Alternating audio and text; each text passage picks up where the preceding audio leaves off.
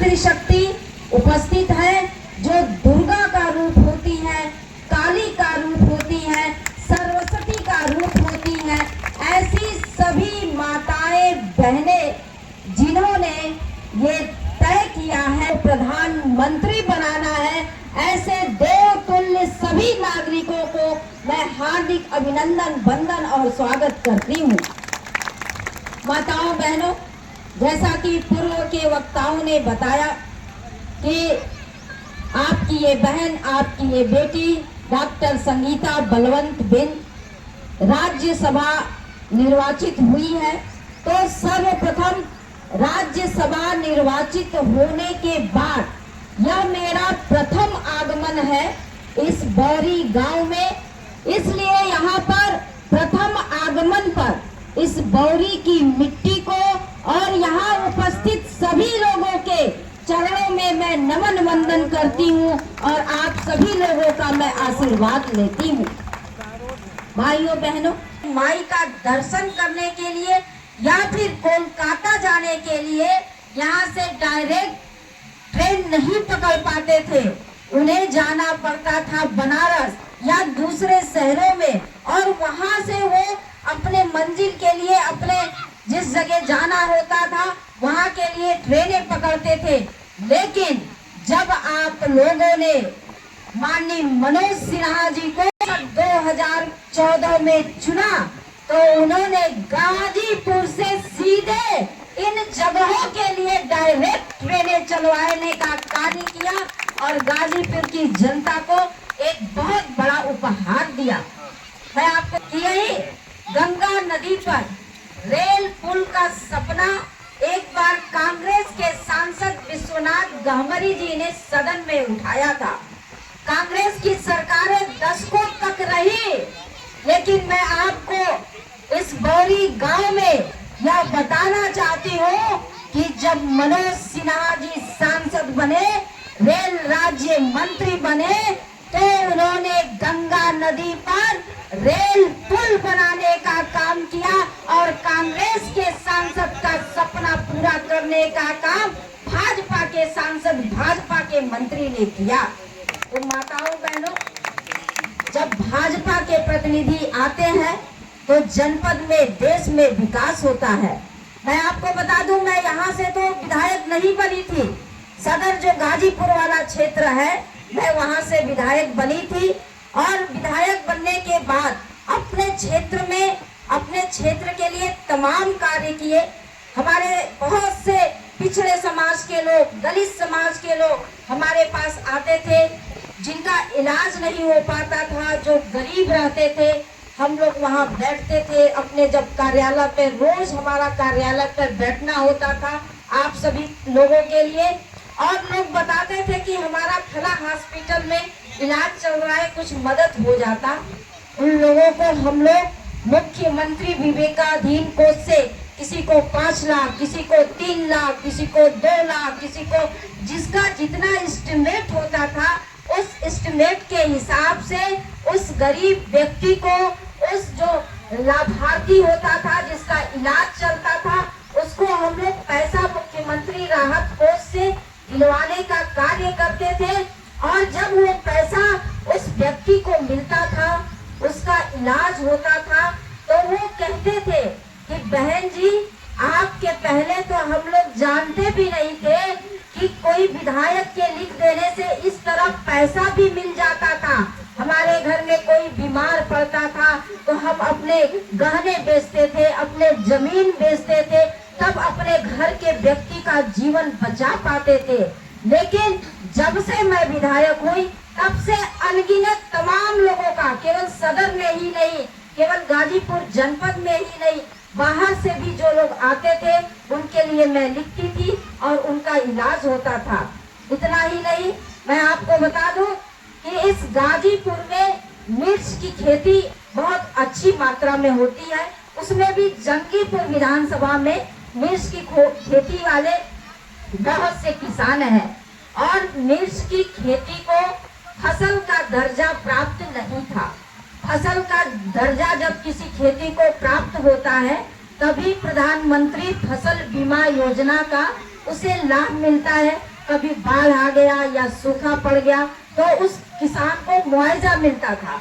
लेकिन जब खेती को फसल का दर्जा नहीं प्राप्त होगा तो यह लाभवान नहीं पाएगा किसान। जब मैं विधायक बनी और मेरे संज्ञान में यह बात आया कि गाजीपुर में मिर्च की खेती होती है और उसे प्रधान खेती होती है और उसे फसल का दर्जा नहीं प्राप्त है, तो मैंने उत्तर प्रदेश के मुख्यमंत्री जी को मिर्च की खेती को फसल का दर्जा दिलवाने के लिए पत्र लिखी। और खुशी की बात है कि हमारी मांग करने के बाद पूरे उत्तर प्रदेश में मिर्च की खेती को फसल का दर्जा प्राप्त हुआ। मैं आपको ये भी बता दूं कि कहा जाता है कि जाके पाँव फटे न बेवाई, वो क्या जाने पीर पराई। मैं आप ही लोगों के घर की बेटी हूँ, आप ही लोगों के घर की बहन हूँ। बहुत अच्छी संख्या में मुसहर समाज गाजीपुर में रहता है। हमारे सदर विधानसभा में भी बहुत संख्या में मुसहर समाज है और मुसहर समाज के कुछ लोग हमारे पास आते थे, मुसहर समाज के भाई बहन, और कहते थे कि बहन जी हमारे जो झोपड़ी है बरसात के दिनों में पानी टपकता है, हम लोग सही से रह नहीं पाते हैं और प्रशासन भी हमें बेदखली का दर्जा बेदखली के लिए नोटिस देता रहता है और भगाता रहता है कि यहाँ नहीं रहना है, वहाँ नहीं रहना है। हमें एक स्थायी आवास मिल जाता तो अच्छा रहता।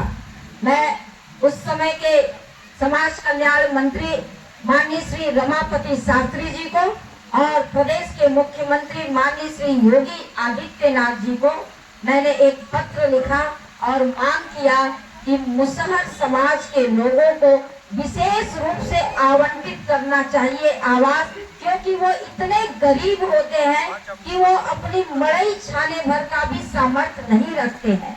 और मैं आपको बता दूं, आपके बीच में यह कहते हुए मुझे खुशी हो रहा है कि जब मैंने यह पत्र माननीय मंत्री जी को और माननीय मुख्यमंत्री जी को लिखा और उसके बाद जो अगला बजट पास हुआ तो केवल गाजीपुर के लिए नहीं, पूरे उत्तर प्रदेश के मुसहर समाज के लिए 200 करोड़ रुपए आवास के लिए आवंटित किए गए।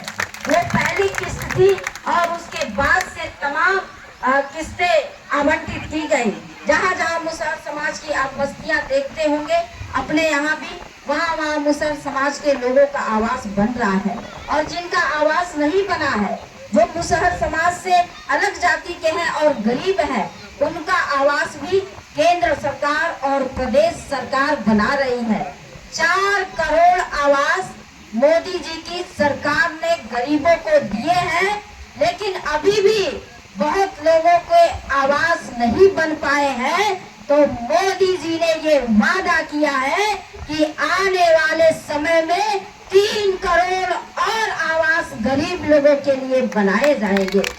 माताओं बहनों, मोदी जी के प्रयास से 25 करोड़ लोग गरीबी रेखा से बाहर निकल के मध्यवर्गीय परिवार का जीवन यापन कर रहे हैं। मैं आपको बता दूं कि पूर्ववर्ती की सरकारों में जब सपा बसपा की सरकारें थी तो बहुत से लोग जो है फर्जी लाभार्थी बनते थे, यानी कि जो पात्र नहीं होता था वो भी पात्रता सूची में अपना नाम डलवा लेता था और योजना का लाभ लेता था, और जो वाकई में पात्र रहता था वो नहीं पाता था। ऐसे में मोदी जी ने कठोर कदम उठाया और 10 करोड़ फर्जी लोगों का, जो फर्जी लाभ लेते थे किसी भी योजना का, 10 करोड़ ऐसे नामों को उन्होंने बाहर किया और उसका लाभ अच्छे लोगों को, जो पात्र लोग हैं, उनको दिलवाने का काम किया। तो इस तरह से बहुत सारे कार्य भारतीय जनता पार्टी की सरकार देश के लिए कर रही है। और योगी बाबा जी को आप देखिए, जब से वो उत्तर प्रदेश की कुर्सी पर बैठे हैं, उन्होंने ऐसे ऐसे कार्य किए हैं कि माफियाओं के हाथ पांव फूलने लगे हैं। माफिया या तो प्रदेश छोड़ के बाहर जा रहा है, या जेल के सलाखों के पीछे जा रहा है, या फिर सीधे ऊपर चला जा रहा है। माफियाओं को उन्होंने जिस तरह से नियंत्रण रखा है, मैं अपनी दो स्वरचित पंक्तियां कहना चाहूंगी इस विषय में। जब से बंद हुई दंगों की दुकानें, बंद हुई दंगों की दुकानें, बंद हुआ अपराध का ढाबा, बंद हुई दंगों की दुकानें, बंद हुआ अपराध का ढाबा। उत्तर प्रदेश में जब से बैठे मुख्यमंत्री योगी बाबा, उत्तर प्रदेश में जब से बैठे मुख्यमंत्री योगी बाबा, तो योगी बाबा के कड़े शासन को, अनुशासन को, माफियाओं पर किस तरह उन्होंने बुलडोजर चलाया है ये सब लोग जानते हैं। और मोदी जी के कार्यकाल की कोई सानी नहीं है, बेजोड़ है उनका कार्यकाल। उन्होंने माताओं बहनों के लिए तमाम ऐसे कार्य किए हैं, लखपति दीदी योजना हो या फिर मुख्यमंत्री सामूहिक विवाह योजना के तहत 51,000 रुपये, या फिर मातृ वंदना योजना के तहत उन्हें डिलीवरी के बाद 6,000 रुपये। और इतना ही नहीं, बेटी बचाओ बेटी पढ़ाओ, हमारी तमाम पढ़ने लिखने वाली बहनें यहाँ पर दिख रही हैं, तो बहनों के लिए भी उन्होंने बेटी बचाओ बेटी पढ़ाओ अभियान को प्रारंभ किया। और इतना ही नहीं, उन्होंने यह कहा कि माताएं बहनें केवल घर का चूल्हा चौका नहीं संभालेंगी, बल्कि वो दिल्ली और उत्तर प्रदेश के सदनों में भी बैठेंगी। और ऐसा उन्होंने सोचकर इस देश में मातृशक्ति वंदन अधिनियम लागू किया, जिसके तहत 33% आरक्षण महिलाओं को मिलेगा और वो राज्यों की विधानसभाओं में और लोकसभाओं में दमदारी से अपना हिस्सा ले सकेंगे, अपना प्रतिनिधित्व कर सकेंगे। तो मोदी जी ने बहुत से कार्य किए हैं। आप देखिए किस तरह से जब कोरोना आया था तो केवल देश के लोगों को हुई, उन्होंने टीके नहीं लगवाए। जो दुनिया के तमाम देश हैं वहाँ भी मोदी जी ने टीके भिजवाए और लोगों की जान को बचाया। जब नेपाल में भूकंप आया था तो भी मोदी जी की दरिया दिली लोगों ने देखी, वहाँ पर नेपाल के लोगों की मदद किया। और तमाम मुद्दों पर मोदी जी खड़े रहते हैं, केवल देश के लिए नहीं बल्कि विदेशों के लिए भी।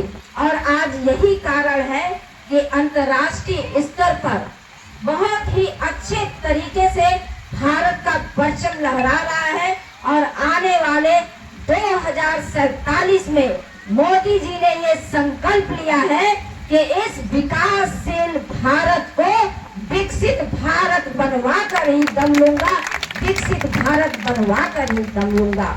हमारे यहाँ पर कुछ बुजुर्ग लोग भी दिख रहे हैं जो 70 वर्ष से अधिक अवस्था के हैं।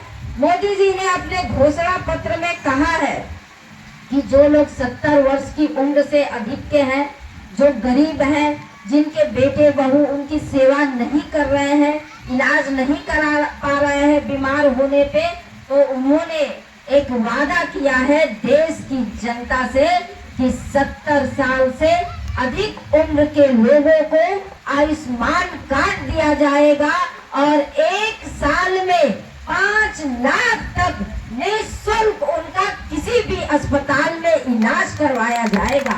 तो मोदी जी ने बहुत कुछ सोचा है आप लोगों के लिए, इस देश के लिए। अब हमें उनके बारे में सोचना है और उनको हम लोग तभी मजबूत कर पाएंगे जब इस गाजीपुर की सीट को हम जिताएंगे। गाजीपुर की सीट पर जब 2014 में माननीय मनोज सिन्हा को हम जिताए थे तो तमाम कार्य हुए। और इस बार 2024 में जब हम लोग अपने प्रत्याशी श्री पारसनाथ राय जी को विजयी बनाकर यहाँ से दिल्ली भेजेंगे और मोदी जी को मजबूत करेंगे, तो एक बार पुनः यहाँ पर विकास की गंगा बहेगी, लोगों के कार्य होंगे। तो बहुत कुछ नहीं कहते हुए बस यही निवेदन है कि लोकतंत्र के इस महापर्व में आप लोग कमल का फूल चुनिए। विरोधियों के सिंहासन डगमगाने लगे हैं। सब कांग्रेस, बसपा, सपा और जितने गठबंधन वाले इंडिया के लोग हैं, सब लोग ये महसूस कर रहे हैं विरोधियों के सिंहासन डगमगाने लगे हैं। विरोधियों के सिंहासन डगमगाने लगे हैं। अब विदेशी भी ताली बजाने लगे हैं। जो रखते थे दिलों में भारत से नफरत, जो रखते थे दिलों में भारत से नफरत, वो भी मोदी के नारे लगाने लगे हैं। वो भी मोदी के नारे लगाने लगे हैं। तो मोदी जी को आप चुनिए। भारत माता की।